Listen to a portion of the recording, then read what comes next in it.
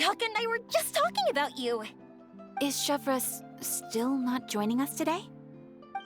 Probably not. We haven't seen her either. Huh? That's such a pity. Director Farina said that we've only got a few small scenes left before wrapping up the entire thing. She even said that she'll get me into a couple scenes, so everyone will have a chance to shine in front of the camera. We were also planning on having a victory feast once we're all finished filming. You can join us, right? If only Chevros was here. I still haven't taken a photo with her. I'm afraid that can't be helped. Those special patrol folks are like phantoms when they've got a case on their hands. But to be honest, I'm even more concerned by what I read in the Steambird earlier this morning. It said that the killer in the murder case was none other than the author of the Two Musketeers. Oh yeah, I heard about that too. He came forward and confessed his crimes, but gave no explanation as to why he pulled the trigger. We didn't know about this case at all when we joined the film. Is it going to affect the reception of our work? From a pure publicity standpoint, this will draw a lot more attention to our film. I have to say, though, that no director can be perfectly comfortable with garnering attention through means other than artistic skill. To be fair, I feel like that ship sailed the moment you allowed yourself to be named as the director on our posters. It's not my fault that I'm super popular. What was that saying again? My popularity has, Sunk to an all-time low? spread to the four corners of Tibet.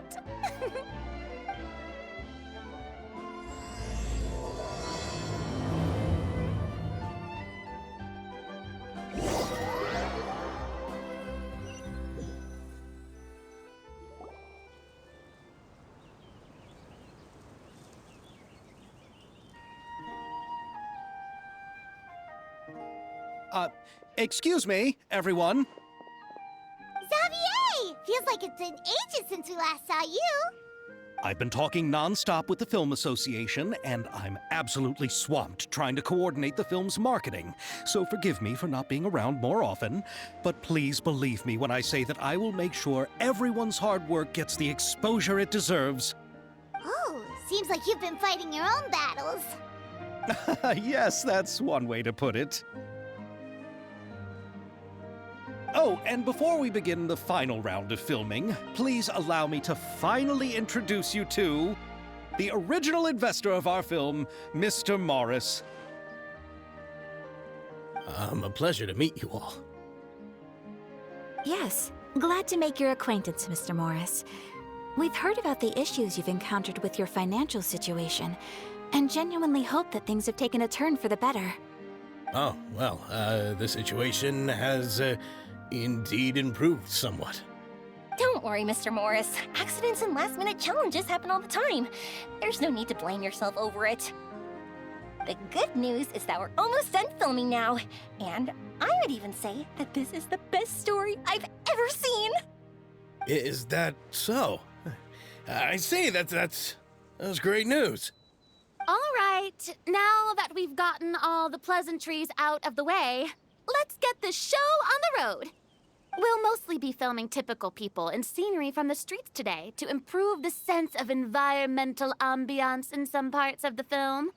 Oh, and there'll be a cameo for Mr. Kamisato and Miss Yoimiya as well. They'll be used to show outsider perspectives on the fates of the Two Musketeers.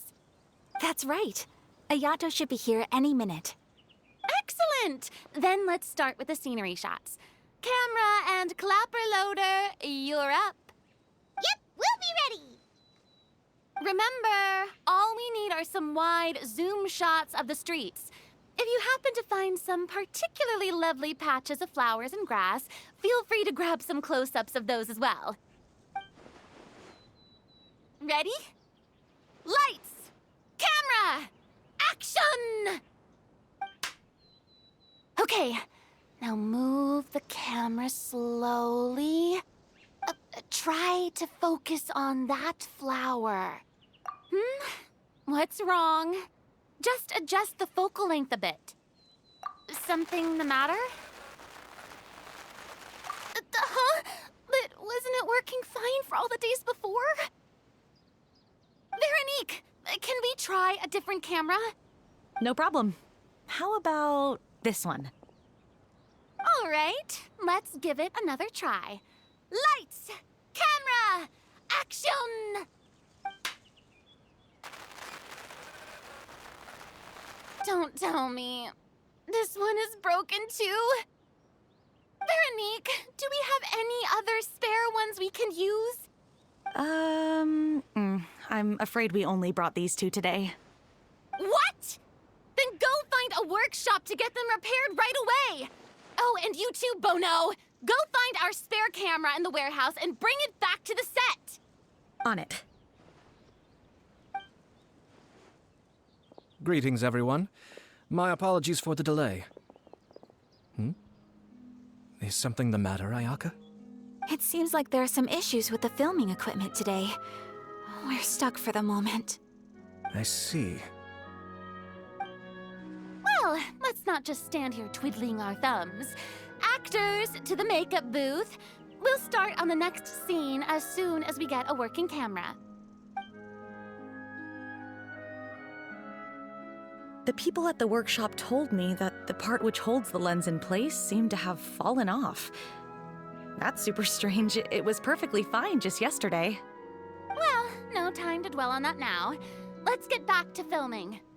Ahem! Quiet on set! Places, everyone!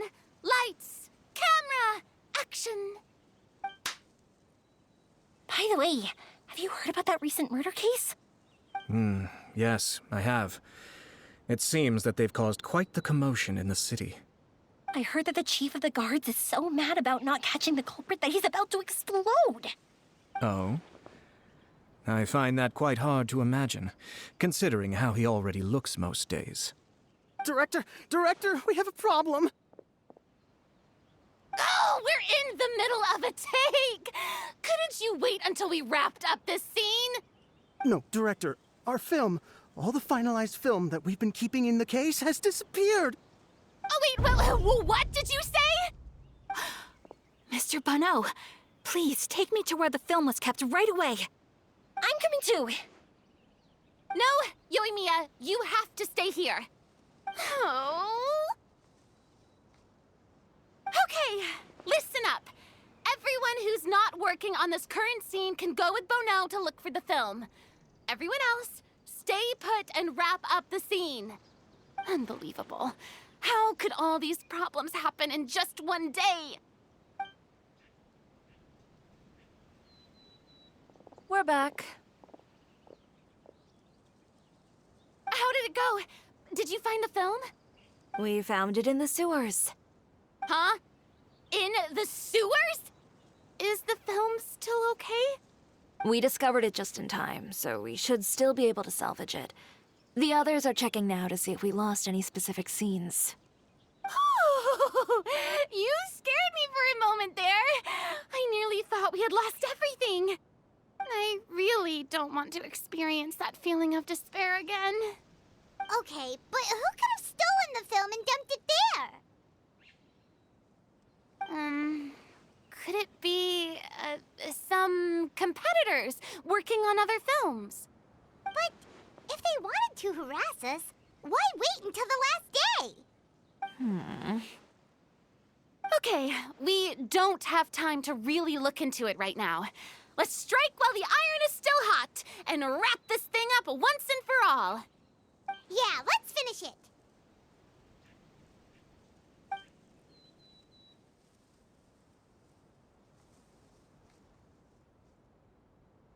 I would like to officially announce that our entry to the festival, The Two Musketeers, has now concluded filming!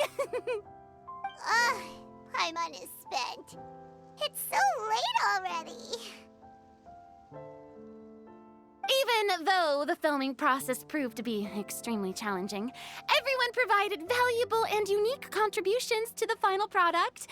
Thank you all for your dedication and support. And just like Director Farina, I would also like to extend my most heartfelt thanks to all of you. Really, you've all helped me so much. All All right, let's save the awards speech for later, and hopefully also get some rehearsals in before the real thing. Anyway, now it's time to party! Let's all make our way to the beach and have a celebration feast so loud and fun that even the blubber beast will want in. Party, party! Paimon wants to party!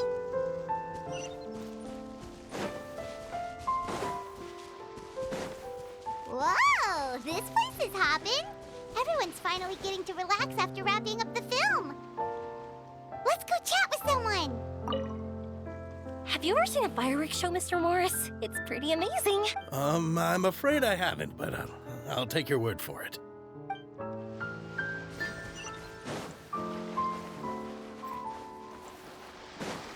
Hey,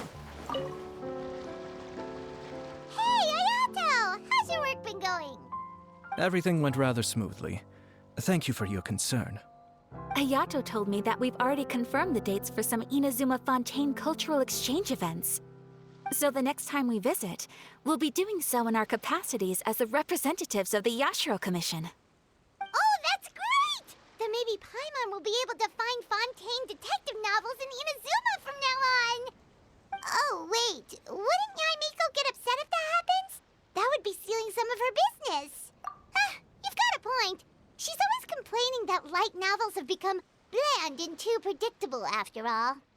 The cultural exchange won't only feature literatures of both nations, of course. We have also made plans for cross-cultural engagements in the fields of gourmet cuisine, toy making, and artisan craftsmanship. Wow! Paimon's getting super excited now! When the time comes, be sure to visit and participate in all the events.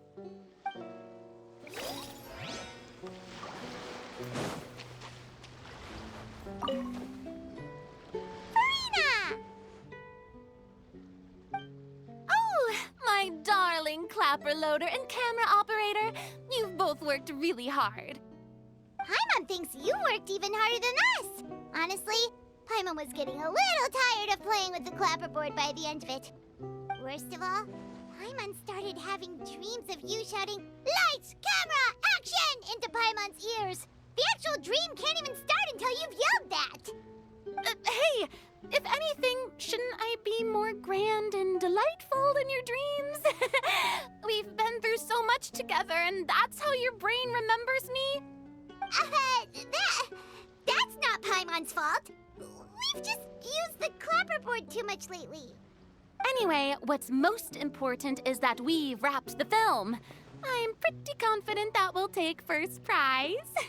Hey, no need to mention the official name. Wait, now that you mention it, if we did win the prize, would Farina just get a statue of herself? Come on, I don't need that kind of attention. Xavier can accept the reward on our behalf. But just imagine! Farina accepting the Farina Award and holding a Farina statue. I'm going back to my dessert now. You all can keep discussing that on your own.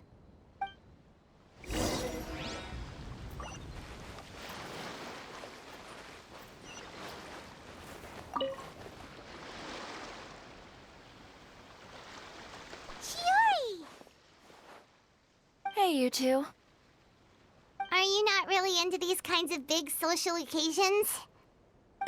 Not particularly.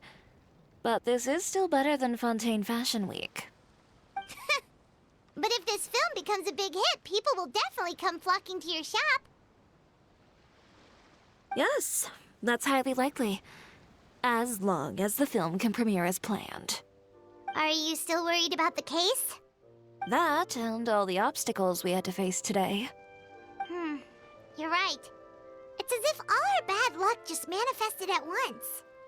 But why today of all days? No. No, it's nothing. We've already delivered the film to the editors, so there should be nothing more to worry about. How are you doing, Mr. Morris? You having a good time? Well, you could say that. Do you happen to know when the party is scheduled to end? Judging by how much fun everyone's having, I'd say probably not until well after midnight. Is there something that you still have to take care of at home, Mr. Morris? Oh, well, I'm just not a late night person, so I might take off shortly. Oh no! Silly me. I almost forgot something super important. Oh, what is it?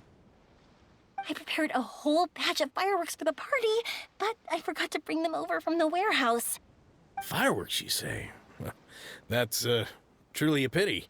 Sorry things didn't go as planned. Could you help me carry them over, Mr. Morris? I won't be able to fetch all of them by myself. Me? Are you sure that you can't find anyone else? I just wanted to make this a surprise for everyone. The warehouse isn't far from here. We'll be there in no time. Pretty please, Mr. Morris. These are some of the best fireworks I've ever made. So I also want you to see them before you leave. They're stunning. I promise that they'll be a once-in-a-lifetime experience that you'll never forget. But... It's okay. Just come with me. If we're sneaky enough, nobody else will see us leaving. All right. The warehouse is right over here. I moved the fireworks there in advance, so it shouldn't be too much work bringing them back. It's still a ways away from the party. Sorry about that, Mr. Morris. It's probably because I'm used to carrying fireworks all the time, so it doesn't feel like a lot of work to me.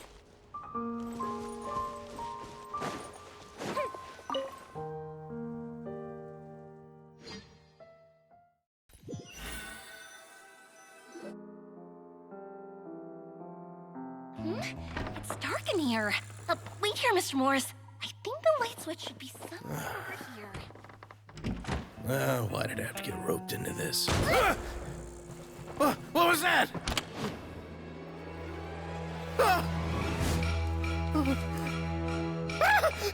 Who's there? Get me out! Get me out of here! Did you really think you'd get away, Morris?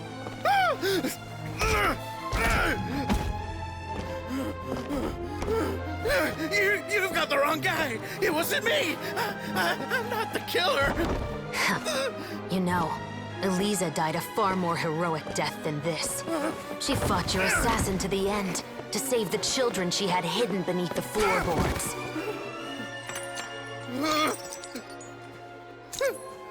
That is Eliza's pendant. The one with a photo of you two inside. The one you gave her. Ring any bells? It's a fake! It has to be! There's no way! No way your assassin didn't destroy it, you mean?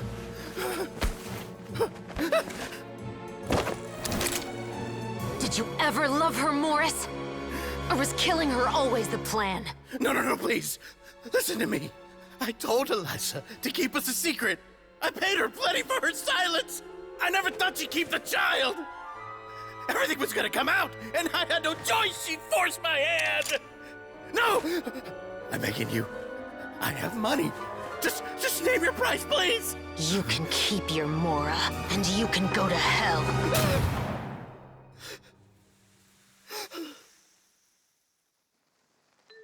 I'm Captain Shovraz of the Special Patrol. Morris, you're under arrest for Eliza's murder. Huh? Hmm?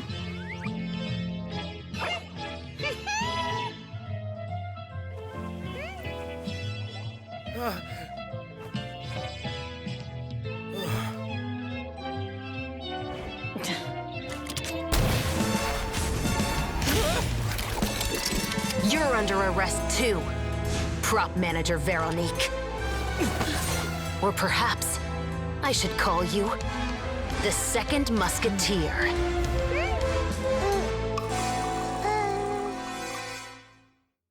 Wait, what's going on? This wasn't in the script. Drop the gun, Veronique. Why? Why would you keep me from exacting revenge on this heartless monster? Drop your weapon. This is my final warning.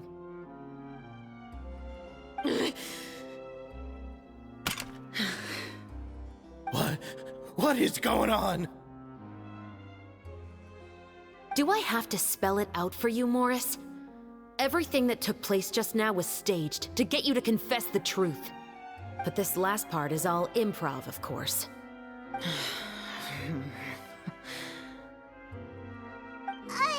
Shivers, you told us you wanted us to help you stage a play. You never said anything about the Second Musketeer. It's because even I had no way to confirm my theory until now. Thank you for your performance, Yoimiya. Could I trouble you to go and bring in the other Special Patrol members? They should be on standby just outside. Oh, and please tell the other cast members not to worry about us. We'll be rejoining them shortly. On it!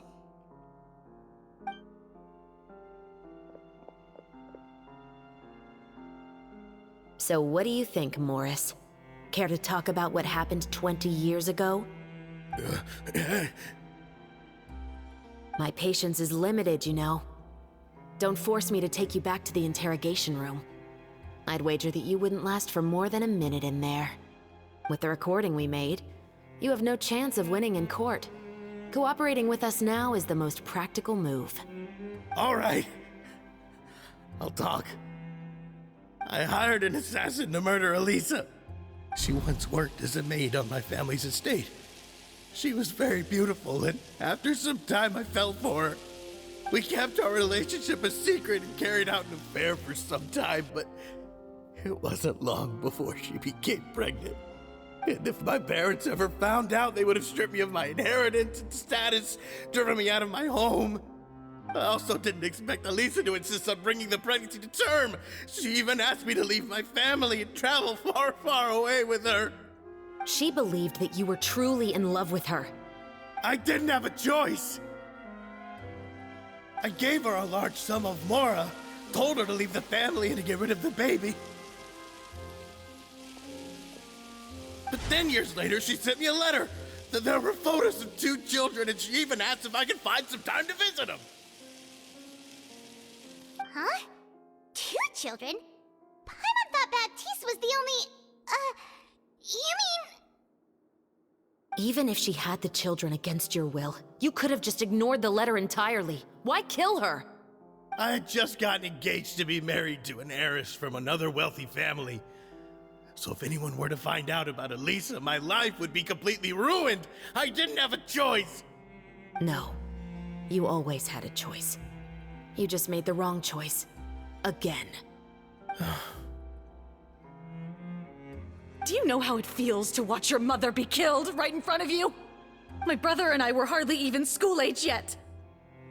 We were hidden beneath the floorboards, grasping each other's hands like a lifeline. We were so terrified that we didn't even know we could ever take a breath.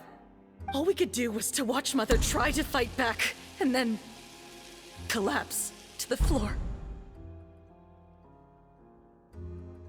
Even after the assassin left, we were still too terrified to leave our hiding spot. We thought that he might come back. It was only until the next evening when we finally climbed out and gathered around our mother. But she had already become cold and stiff to the touch. You made up your mind right then and there to bring this case to light. Not only that, we resolved to get our revenge. And that's why you became the Musketeers. No, that's why I became a musketeer. The man from before was also killed by me. My brother had nothing to do with it. I figured as much. You did? I once told these two that he didn't look like a killer to me. His confession from that night also rubbed me the wrong way. I think what really tipped me off was, how could I not feel a sense of regret in him? Huh? He confessed faster than any criminal I've ever met, but he didn't say a single word about you. He insisted that he was the sole perpetrator in the case. But after the questioning ended, I disassembled the musket we dug up from his backyard, put it in front of him, and told him to reassemble it. Wanna guess how far he got? He had no idea where to even start. He's never touched a gun in his life. Based on that, I determined that he was not acting alone. He only surrendered himself to draw our attention and create a moment of opportunity for his partner. So, I decided to play along. And as expected, the second musketeer followed us without hesitation once she saw Morris get separated from the rest of the cast. Besides, why else would he call the novel The Two Musketeers? But how did you know it was Veronique? I figured it out the moment Baptiste told me his father's name. That so-called financial crisis was all just a ruse. He just wanted to sign up as the investor and then leave the film without any source of funding. After all, he has a vested interest in minimizing the reach of this story. It's really just the same thing as what he did to Eliza all those years ago. Human scum. But then Xavier pulled out all the stops and got the film made against all odds. Morris couldn't have that. With the killer in custody, he figured it was safe to act. And so he came to visit the set today, just as I expected. Wait, so you were behind all those mishaps today?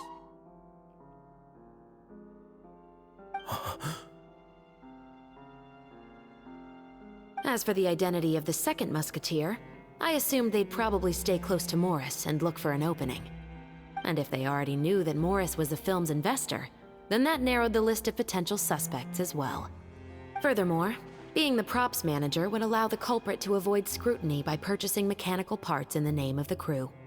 With that hypothesis in mind, I went back to check Baptiste's orphanage adoption records. Guess whose name I saw on the same page, just a few lines from his. My brother. He trusted you. As in, he trusted me to perform the deed on his behalf? He trusted you to stand on the side of justice. I am. I thought you could do it as well. Oh, the look on your face when you told him to go to hell. I really thought you'd put a bullet in his brain. You know what he has done. Are you telling me that you'd rather see him spend the rest of his life living like a king in the fortress of Meripede? I will never be able to forget the feeling of my mother's cold, lifeless hands. And you would call this ending fair? Is this what you call justice? I won't lie, Veronique. I did hesitate when your brother first told me about the truth. I wondered. I agonized over whether I should really put a bullet in his head. So why don't you? Because that should never be how justice is carried out in this world. Perhaps, to you, justice is simply reciprocated. An eye for an eye, and a life for a life. But everyone has their own understanding of justice. If everyone were to pursue their own definition of it, there would be no more order in this world. Today, you'll kill Morris, and tomorrow, his children may come for you. The world cannot render judgments based on a desire for revenge. That will only lead to a cycle of revenge, as well as the destruction of order and civilized society. Fontaine is founded on a set of laws and a standardized code of justice. That is why we are the nation of justice. But with all that said, I will promise you this. Morris will not lead a cushy life in the fortress of Meripede. Chevreuse, the rest of the Special Patrol is here. Thank you so much, Yoimiya. Letelier, Terena, please take them away.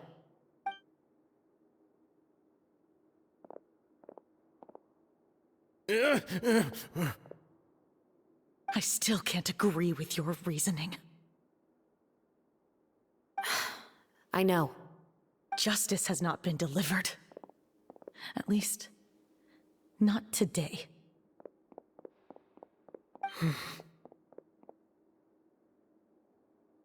Chevreuse. Let's go. We should give an explanation to the crew. Thank you for your concern. I'm fine. I'm just thinking about the things in life that have driven people to take justice into their own hands.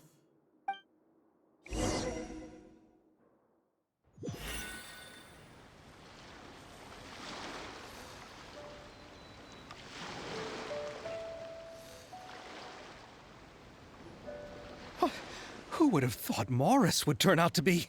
I'm at a loss of words. How could he have done something like this? I'm just glad that you're all safe and sound. Who knew that such a labyrinth of cases would be behind this story? Well, what should we do now? We have a finished film, of course, but should we still go ahead with the premiere? What do you mean? Shouldn't you be even more motivated to spread the word now that you've learned the truth? Chiori is right. I'd also like more people to see this story for themselves. But the real ending of the story seems to have deviated somewhat from the one in the script. Is that still acceptable to you, Miss Chevreuse? The call is yours. We still have time to reshoot an ending if that's what you'd like. No, it's fine as is. I like what we have for the catharsis. Romanticism is what gives works of art their appeal. Fiction is able to explore means of restitution that could never work in real life. Just like the real world, the world of stories also has its own set of rules and justice. These different possibilities are what initially drew me to reading in the first place. Sounds good to me. I support your decision. What about Veronique? Will she be okay? She will soon face her judgment alongside her brother and Morris. If I had to guess, they'll probably all be sent to the fortress of Meripede. I'll make sure to give Risley a heads up about it. Oh, you mean that kind of heads up? Exactly. Ahem. All right, then the matter's settled. Now that everything's been taken care of, there's no reason for us to keep looking all gloomy and grumpy. Let's get back to the feast and enjoy each other's company. We'll be starting the post-production process tomorrow. You should join us, Chevreuse. You missed the first few hours of the party, didn't you? All right. Count me in. Then I'll wait for you over there. There's still some good news that I'd like to share with Chevreuse. Traveler, Paimon, could you wait for me by the sea after the party ends? I'd like to go on a brief walk with the two of you. Thank you very much.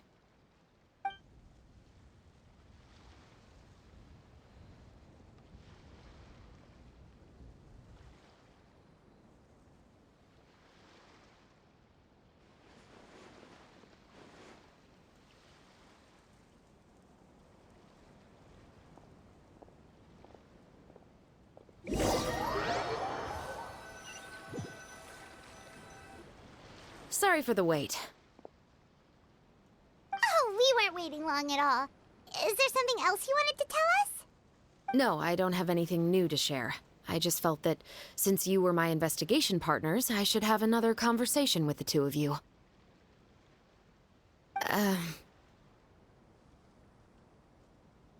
Traveler, how would you have responded to Baptiste's request if you were in my shoes?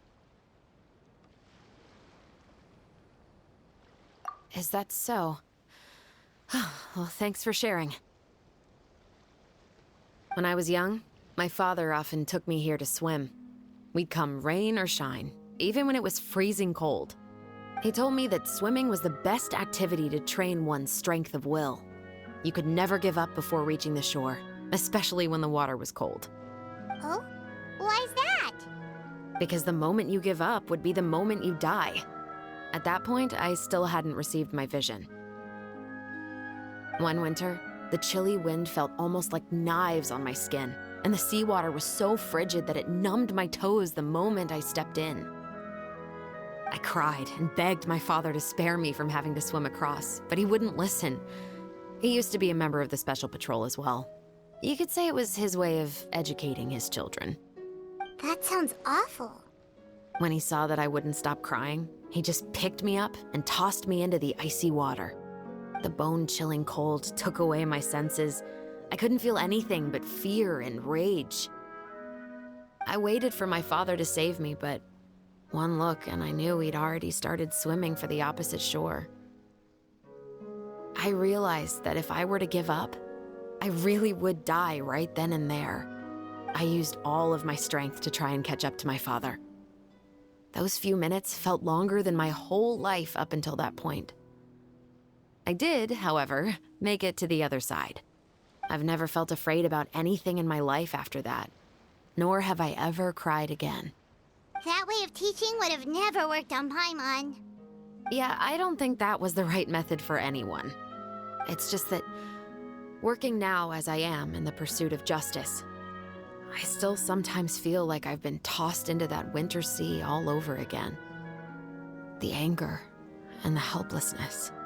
Chevreuse. But the worse I feel, the more I know to never give up. The alternative would be to forever lose myself among the waves. Anyway, how about a race? Neither of us will drown, but we can still see who swims faster. You guys go ahead! Paimon will grab the clapperboard to mark the start of the race.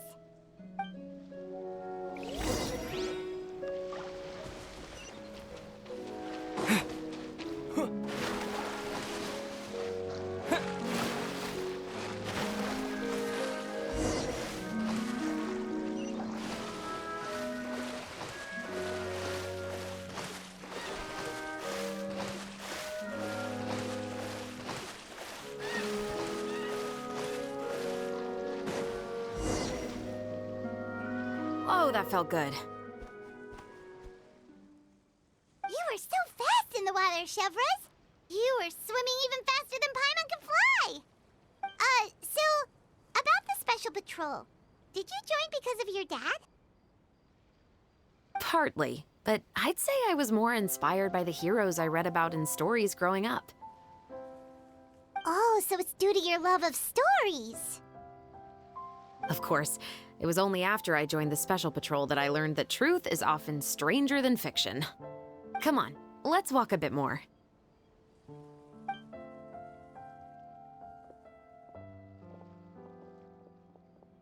To be honest, I do sometimes question whether the decisions I make are the right...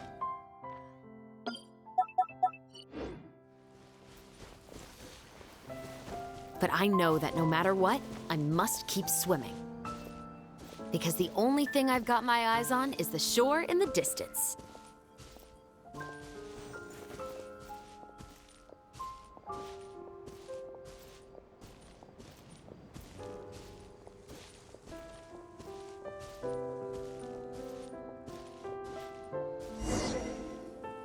Thank you for coming on this walk with me.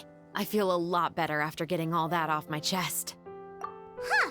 We're nearly back at Baptiste's house. Huh, you're right. I didn't realize we were so close. He really did plant a lot of flowers.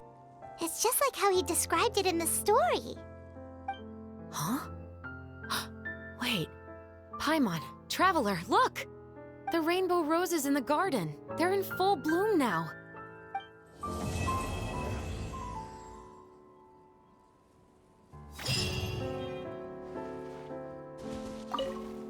Even though it's a bit late, I must thank you for investigating this case with me.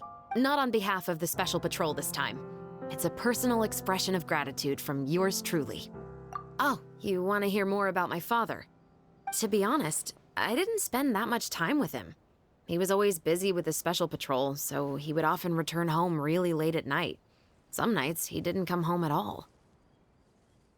Once, he didn't come home for a long time, maybe a whole week or so. When I went out to buy food, I learned that he had become a criminal, and by extension, that made me a criminal's daughter. But we can talk about that another day. I actually have a lot of sympathy for Veronique and Baptiste. I can understand the hatred they feel for their father. But that doesn't mean I'll allow them to walk the path of evil, even if it might lead to another sense of justice. Films are different from the real world. They're a form of art and represent the wishes in people's hearts. I adore the Two Musketeers, and I'm very happy to have had the opportunity to act the role as one. I can't wait to catch the film when it premieres in the Opera House. I'm looking forward to seeing the audience's reaction to the climactic ending. Thank you for looking out for me. I'll see you at the award ceremony. I'd be very surprised if we don't win.